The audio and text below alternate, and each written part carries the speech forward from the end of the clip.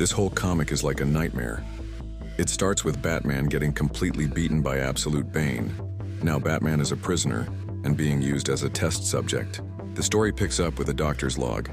They're reporting on test subject 27, who is Batman.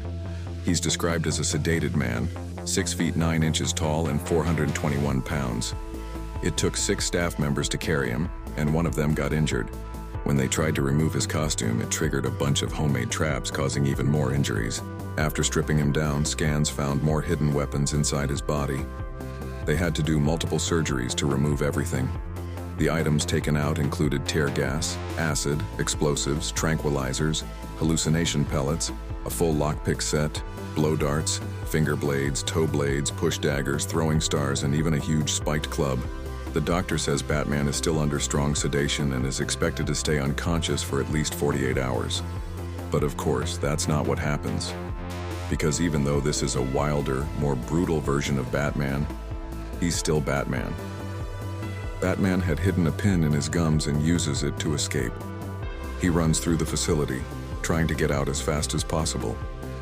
While escaping, he passes by something called the Helfern experiment.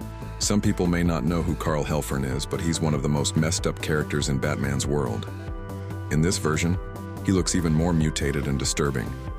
He has super strength and crazy healing powers. His body heals from horrible injuries, but it looks gross and painful. In this version, he looks even more mutated and disturbing. He has super strength and crazy healing powers. His body heals from horrible injuries, but it looks gross and painful.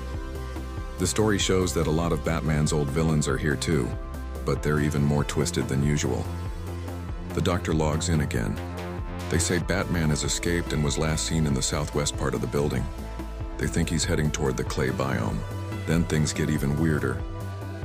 As Batman walks, he hears a voice saying, "It hurts. It hurts so bad." It turns out to be Clayface. But this version of Clayface isn't just one person. It's like a huge blob made of several people mashed together. Maybe it's one person who can't control his powers, but it's creepy either way. As hands reach for Batman, Bane shows up again. There's no big battle scene, it just cuts to a report. Subject 27, apprehended by the Prime, needs to stay in the infirmary before being returned to his environment. Bane simply says, "Keep trying, please." This version of Bane is twisted. Next, we jump to a flashback of a training scene between Bruce Wayne and Waylon Jones, who is normally Killer Croc in the main comics. Bruce is training for a fight with a man named Bibbo Bibowski. In normal DC stories, Bibbo is just a big Superman fan. But here, it looks like he's been turned into Bane. The training montage is important later. It shows Juan as an underdog boxer building his confidence. He's not sure he can win, but Bruce believes in him. This shows the strong friendship between Bruce and Juan. Meanwhile, Bruce's mom is out searching for him. That's all we need to say about that part. Back to Batman. The doctor logs in again. It's now day 45. After recovering from his last fight, Batman stayed active for a while, cleaning up the area, including bat poop, called guano. By day 20, like some previous test subjects, he started to give up. He became quiet and sad. By day 30, he stopped eating, so they put a feeding tube into his stomach. After that, he barely moved, even when the staff came to clean him. The staff thinks Batman is totally broken now, but then, plot twist, he attacks them. He kicks one in the face and starts fighting.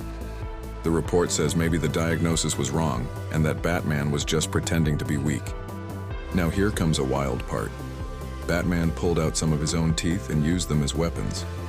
He even modified his feeding tube to spray his stomach acid on the doctors, like Joker's acid flower, but even grosser. Then he collected bat poop and peed on it for weeks to make a flammable paste like gunpowder. He used that to blow up the wall and escape again. Batman, even in this horrible world, is still clever and unstoppable. The sensors pick him up again. He heads north, drops more explosives to cover his tracks, and disappears from the radar. While on the run, Batman finds a wall of trees. As he rests, one of the trees has a face with eyes and a mouth. This is a nod to Scott Snyder's Witches comic.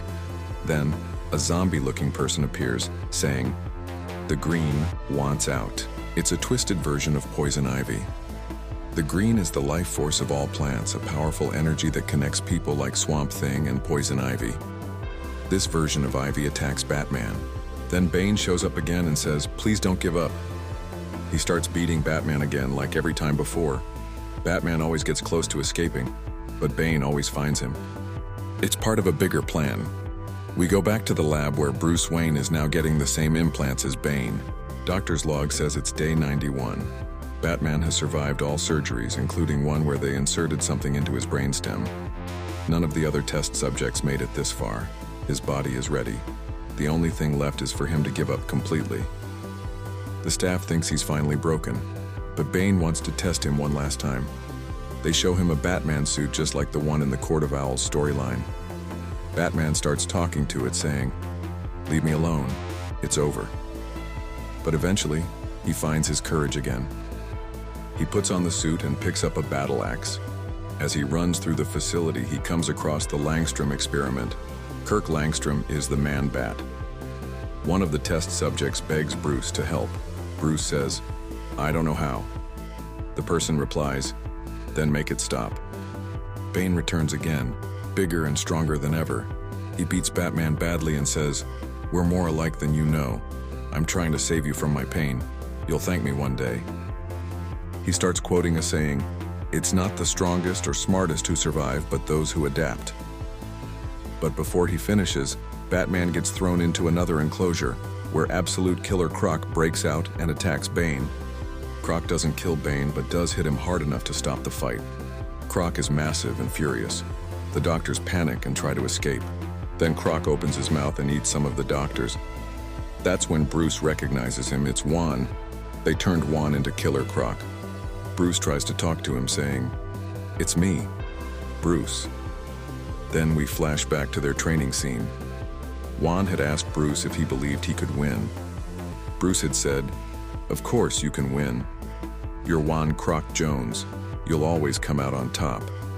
That memory brings Juan back. He remembers Bruce. Bruce climbs on his back and they escape Arkham together. Meanwhile, Bane stands up and finishes his quote. "It's not the strongest or smartest who survive, but the most adaptable." He says it's time for Bruce to change. Bruce yells back, "Shove it up your ass, that's Batman, circa now." Juan lets out a roar and they escape into the sewers. It turns out all of this was part of the plan. Dr. Arkham logs in and says Subject 27 and Mutation 523, Juan, are now running through the sewers, just as they predicted. She asks Bane if he's excited for the final phase. He replies, "Very. Now I truly get to break him."